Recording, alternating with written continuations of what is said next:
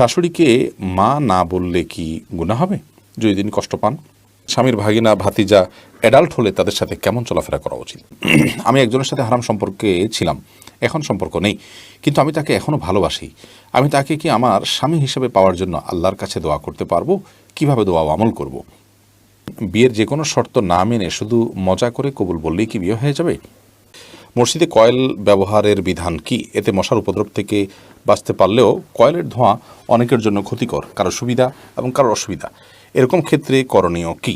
তাহাজ্জুদের নিয়ত করে যদি বিতের নামাজ রেখে দেওয়া হয় এবং তাহাজ্জুদ আদায় করতে না পারি তাহলে করণীয় কি? আমি আমার মৃত পিতার নামে যাই সদকা করি তার সওয়াব কি আমিও পাবো? নামাজ পড়তে গিয়ে যদি কান্না আসে এবং কান্নার কারণে সূরার উচ্চারণে ভুল হয়ে যায় তবে করণীয় কি? এতে কি নামাজ বিশুদ্ধ হবে? বিস্তারিত জানাবেন।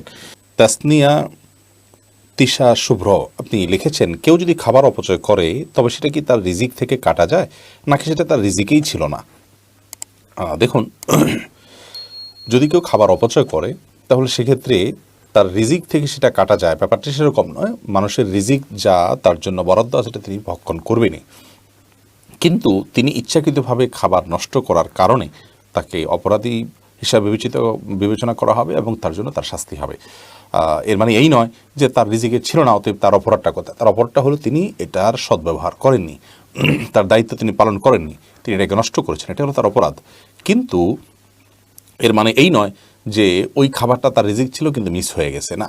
বরং বান্দার যে রিজিক আল্লাহ তাআলা লিখে রেখেছেন, নবী করিম সাল্লাল্লাহু আলাইহি ওয়াসাল্লাম বলেছেন, কোনো ব্যক্তি মৃত্যুবরণ করবে না হাত্তা তাস্তাওফিয়া রিজকাহা, তার রিজিক পরিপূর্ণভাবে ভোগ করার আগ পর্যন্ত। বিধায় রিজিক মিস হওয়ার কোনো সুযোগ কিন্তু নেই। এরপর এমডি আলাউদ্দিন কেএসএ আইডি থেকে আপনি আমাদের ইউটিউব চ্যানেলে প্রশ্ন করেছেন, স্বামীর ভাগিনা ভাতিজা অ্যাডাল্ট হলে তাদের সাথে কেমন চলাফেরা করা উচিত? খুবই গুরুত্বপূর্ণ এবং সমযোজী একটা প্রশ্ন।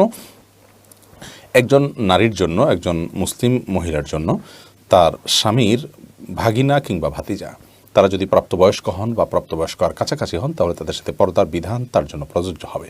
ছোট বাচ্চা হলে তো ভিন্ন কথা, কিন্তু এছাড়া স্বামীর ভাগিনা, স্বামীর ভাতিজা, সেক্ষেত্রে এই বাচ্চাগুলো তার স্বামীর হয়তো নিকটাত্মীয়, খুব কাছের মানুষ, বাট স্ত্রীর যেহেতু কোনো রক্ত সম্পর্কে আত্মীয় নন এবং তারা যেহেতু তার জন্য গায়ের মাহারাম, অতএব অবশ্যই তাদের সাথে পর্দা করতে হবে। আমাদের দেশে এই জায়গায় এসে অনেক পর্দানশীল মা বোনরা পর্যন্ত ভুল করে ফেলেন এবং তারা এখানে এসে পর্দা করতে পারেন না, এবং এক্ষেত্রে অবশ্য তাদেরকে পারিবারিকভাবে তাদের স্বামী বা স্বামীর বাড়ির অন্যান্য যারা আছেন তারা বেশিরভাগ ক্ষেত্রে অসহযোগিতা করেন। অতএব একজন প্রাপ্তবয়স্ক যুবক, তার জন্য তার মামি কিংবা চাচি তাদের সাথে সাক্ষাৎ করা জায়েজ নয়, বরং তাদের সাথে পর্দার বিধান পরিপূর্ণভাবে প্রযোজ্য হবে। এবং এই ব্যাপারে স্বামীর সহায়তা করা উচিত, স্বামীর পরিবারের লোকদের সহায়তা করা উচিত এবং আমাদের মা বোনদেরও সচেতন সাবধান থাকা উচিত। আল্লাহ রাব্বুল আলামিন যাদের সাথে পর্দার বিধান রেখেছেন, যাদের সাথে পর্দার নির্দেশ করেছেন, তাদের সাথে পর্দার মধ্যেই কল্যাণ আছে, আর তাদের সাথে বেপর্দা হওয়ার মধ্যে অবশ্যই অকল্যাণ নিহিত আছে। এক এক সময় এক এক ঘটনা ঘটে, অনাকাঙ্ক্ষিত অনেক সমস্যা আমাদের সমাজে আমরা দেখতে পাই। সেগুলো থেকে আমরা নিশ্চিত হতে পারি যে আল্লাহ রাব্বুল আলামিন কেন এই সমস্ত বিধিবিধানগুলো আমাদের জন্য আরোপ করেছেন, প্রযোজ্য করেছেন। শিবলি নোমান রাসেল আপনি লিখেছেন, মসজিদে কয়েল ব্যবহারের বিধান কি? এতে মশার উপদ্রব থেকে বাঁচতে পারলেও কয়েলের ধোঁয়া অনেকের জন্য ক্ষতিকর, কারো সুবিধা এবং কারো অসুবিধা। এরকম ক্ষেত্রে করণীয় কি? ভাই শিবলি, মসজিদে কয়েল ব্যবহার করার ক্ষেত্রে মনে রাখতে হবে যে কয়েলে দুর্গন্ধ হয়, সেরকম কয়েল মসজিদে ব্যবহার করা যাবে না। কারণ মসজিদে দুর্গন্ধ জাতীয় কোনো কিছু নিয়ে আসা এটা নিষিদ্ধ। এমনকি কারোর মুখে যদি দুর্গন্ধ থাকে, সেটা পেঁয়াজের দুর্গন্ধ যদি থাকে, সেই দুর্গন্ধ নিয়ে মসজিদে আসার ব্যাপারে নবী করিম সাল্লাল্লাহু আলাইহি ওয়াসাল্লাম স্পষ্টভাবে নিষেধ করেছেন।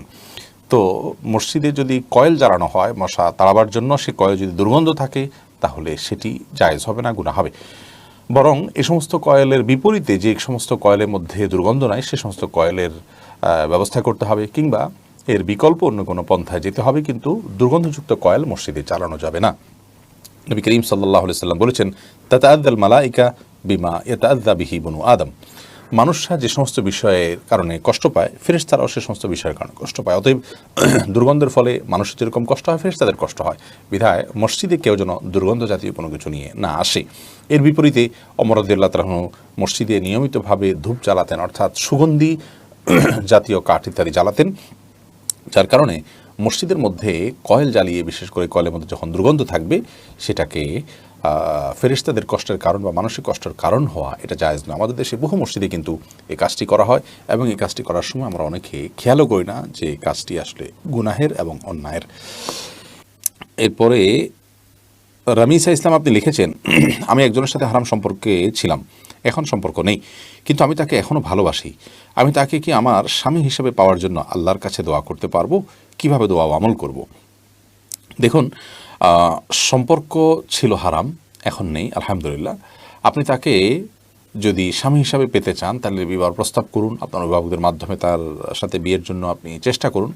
যদি সে সুযোগ না থাকে, তাহলে সেক্ষেত্রে অযথা তার জন্য অপেক্ষা করা, দীর্ঘ সময় পর্যন্ত সে তার জায়গায়, আপনি আপনার জায়গার জন্য অপেক্ষা করেন, এটা সঠিক কাজ নয়। এভাবে অপেক্ষা করার ফলে আর কিছু না হোক, মনের যে জেনা, সেই জেনাটা আপনার মধ্যে আসতে থাকবে এবং আপনি এটা থেকে বাঁচতে পারবেন না। বিধায় হয় বিবাহ করে ফেলবেন, আর যদি বিবাহ করার সুযোগ না থাকে, তাহলে দুজন দুপথে হাঁটবেন।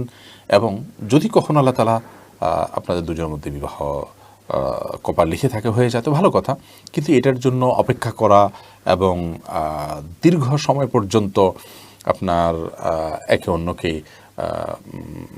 আপনার পাওয়ার জন্য চেষ্টা করা এবং বছরকে বছর এটার জন্য বসে থাকা, এই কাজগুলো ইসলামী শরীয়তের দৃষ্টিকোণ থেকে মোটেও কোনো ভালো কাজ নয়।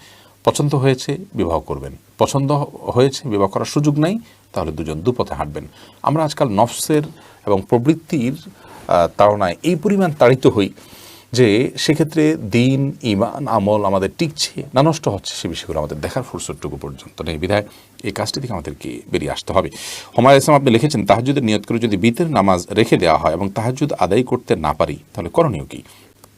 আপনি তাহাজ্জুদ পড়বেন ভোর রাতে, সেজন্য বিতির পড়েননি, তো এটি আপনার জন্য তখনই উচিত হবে যখন আপনি ভোর রাতে উঠতে পারবেন এবং তাহাজ্জুদের জন্য পুনরায় ঘুম থেকে উঠতে পারবেন। সে মর্মে আপনার যদি প্রবল সম্ভাবনা থাকে, জোরালো সম্ভাবনা থাকে, তাহলে সেক্ষেত্রে আপনি এটি করবেন। আর যদি ভোর রাতে ওঠাটা আপনার রিস্কি থাকে, আপনি উঠতে পারবেন কিনা আদৌ নিজেও জানেন না, তাহলে সেক্ষেত্রে আপনার জন্য ভিতরের নামাজকে আপনার না পড়ে ভোর রাতের জন্য ফেলে রাখাটা উচিত নয়। আপনি ভোর রাতে উঠবেন, সে প্রবল সম্ভাবনা ছিল, তারপরও আপনি উঠতে পারলেন না, এরকম যদি হয়, তাহলে সেক্ষেত্রে আপনি এই ভিতরের নামাজ পরবর্তীতে পড়বেন। সেটা ফজরের আগে পড়তে পারেন অথবা পরবর্তীতেও পড়তে পারেন, কারণ ভিতরের নামাজ বিশুদ্ধ মত অনুযায়ী ওয়াজিব। বিধায় ভিতরের নামাজ ওয়াজিব হওয়ার কারণে আপনি যদি এটা মিস হয়ে যায়, তাহলে সেক্ষেত্রে আগে পরে আপনাকে এটা পড়ে দিতে হবে। এরপর মোহাম্মদ মেহেদি আপনি লিখেছেন, নামাজ পড়তে গিয়ে যদি কান্না আসে এবং কান্নার কারণে সূরার উচ্চারণে ভুল হয়ে যায়, তবে করণীয় কি? এতে কি নামাজ বিশুদ্ধ হবে? বিস্তারিত জানাবেন। বা মেহেদি, নামাজের মধ্যে আল্লাহর ভয়ে কান্না আসাটা খুবই ভালো জিনিস।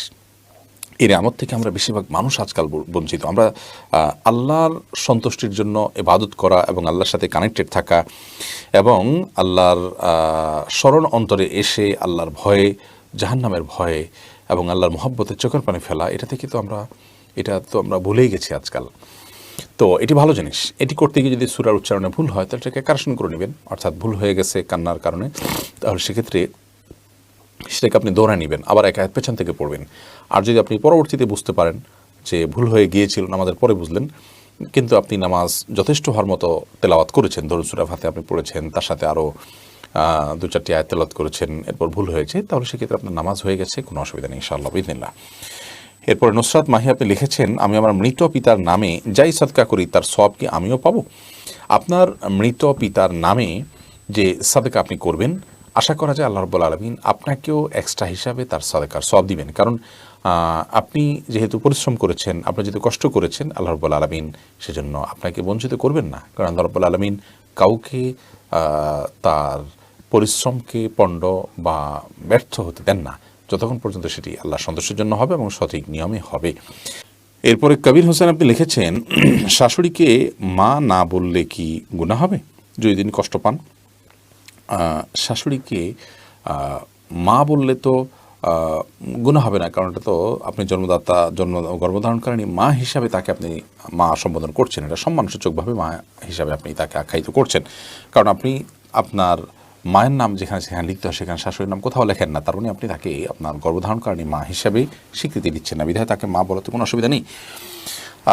আর যদি মা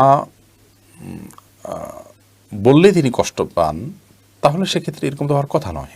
যদি এরকম হয়, তাহলে সেক্ষেত্রে আপনি বলবেন না, আপনি লিখেছেন প্রশ্নে শাশুড়িকে মা না বললে কি গুনাহ হবে? না বললে তো কোনো গুনাহ হবে না। আপনি প্রশ্ন করার কথা যে মা বললে কি গুনাহ হবে কিনা, না বললে তো গুনার কিছু না। আপনি শাশুড়িকে আন্টি বলেন বা অন্য কিছু বলেন, তাতে কোনো অসুবিধা নেই। জান্নাতরিন আপনি লিখেছেন বিয়ের যে কোনো শর্ত না মেনে শুধু মজা করে কবুল বললেই কি বিয়ে হয়ে যাবে? এক পক্ষ প্রস্তাব করবে, আরেক পক্ষ কবুল করবে এবং সাক্ষীরা থাকবে। বিবাহ বিশুদ্ধ হওয়ার জন্য যা দরকার সেটা যদি থাকে, এরপরে যদি দুষ্টমি করেও কেউ প্রস্তাব করে আর কবুল করে এবং সাক্ষী থাকে, তাহলে সেক্ষেত্রে বিবাহ কিন্তু ঠিকই সম্পন্ন হবে। সালাসুন জিদ্দুহুন্না জিদ্দুন ও হাজলুহুন্না জিদ্দুন, হাদিসে আসছে যে তিনটি বিষয় মানুষ সিরিয়াসলি করলে যা হবে এবং দুষ্টমি করে করলেও তা হবে। বিধায় বিয়ের ক্ষেত্রে এই বিষয়টা আমাদের মাথায় রাখতে হবে যে এটি আমরা যদি ইচ্ছাকৃতভাবে জেনে শুনে, ইচ্ছাকৃত বলতে সজ্ঞানে যদি বিবাহের প্রস্তাব দেই এবং অপরপক্ষ কবুল করেন এবং সেটার বিবাহের অন্যান্য শর্তাদি থাকে, সাক্ষী উপস্থিত থাকে, তাহলে সেক্ষেত্রে সেটি কিন্তু বিবাহ হিসাবে গণ্য হবে।